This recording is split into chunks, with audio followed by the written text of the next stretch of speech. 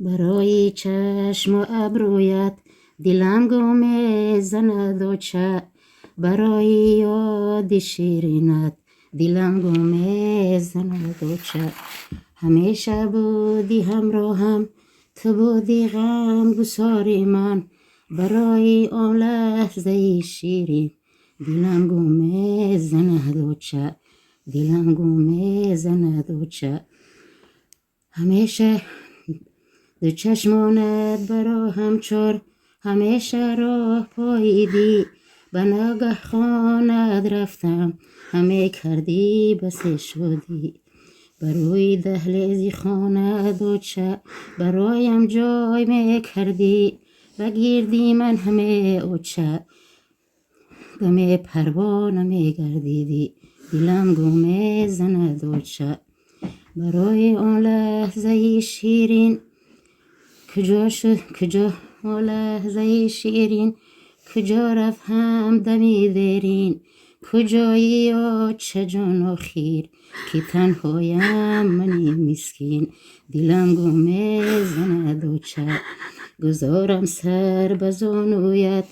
بگویم من علم هایم که شاید کم شود اندک غم و غصه هم در پایم دلم گم زند و چه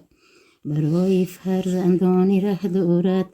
دو چشمانت همیشه چار برای فرزندی ره دارد برای یاد آنها تو همه کردی گریه های زار با آن چشمانی ره پاید با آن دیلی پر از مهرت با آن دیلی پر از وردت بمیرم ای آتشه جانم دلم گم زند و چه اگر میدانستم که تو این قدر زود سفر داری ز پیشت بر نمیخستم و پایت سجده میکردم برای تو خدا من غلام و بنده میکردم بیامد دردی به درمان ربود از تو قوت و درمان بزد هم قبضه بر جانت بیمانده ما هم حیران دلم گم زند و چه گرفتی از برم و چه ندارم من دیگر چاره الها جای کد جنت بخواب آرام و سوده دلم گم زند و چه جان همیشه در خدا جان گورت پرنر همیشه در بهشت جاودانی خوابش الله اکبر از مادر در کجایی که تنهایم کنار تنگی دنیا و زیر آستین های وسیع پناهم گیر از تنگی دنیا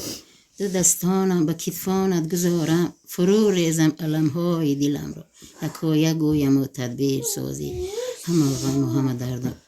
دلم را به من گفتی در عالم ای عزیزم صداقت است مهر است و وفا است چرا مادر چرا است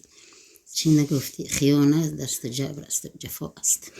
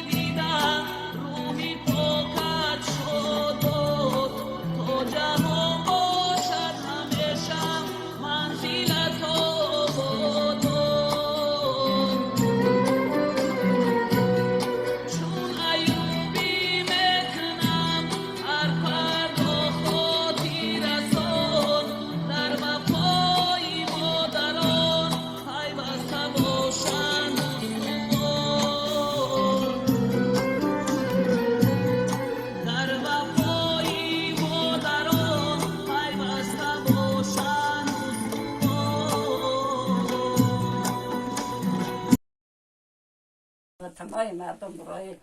پدر و مادرش خیشتوار برگشته آمده در هر جایی باشه خدا نگهبانشان شده.